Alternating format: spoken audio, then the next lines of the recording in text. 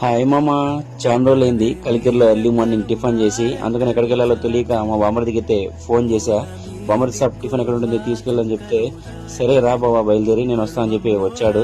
చూడండి, నేను పోగానే టక్కని వచ్చి పికప్ చేసుకున్నాడు. ఇంకా బైక్ అయితే మా బామ్మర్దికి ఇచ్చేసా.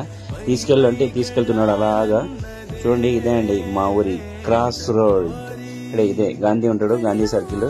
ఇంకా అటు నుంచి అట్లా లెఫ్ట్ తీసుకుంటే డైరెక్ట్ ఇందిరమ్మ గల్లి మదనపల్లి రోడ్ అనమాట. చూడండి, ఇదే మసీద్, మాది ఈద్గా మసీద్. ఇక్కడికే మేము రంజాన్కి, బక్రీద్కి, పండుగలకి అన్నిటికి వచ్చి నమాజ్ చేసేది ఇక్కడే.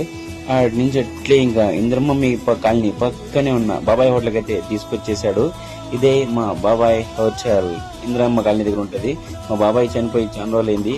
అప్పటి నుంచి ఆ లెగసీని, ఆ హోటల్ని అలానే మెయింటైన్ చేస్తున్నాడు. వాళ్ళ కొడుకైన ఈ బన్నీ అనే అబ్బాయి.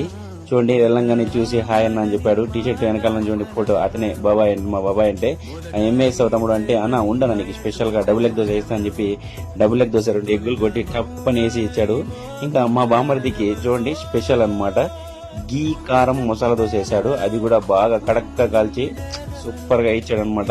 చూడండి, ఇంకా 2 అయితే ప్లేట్ లో గరం గరంగా సర్వ్ చేయించాడు.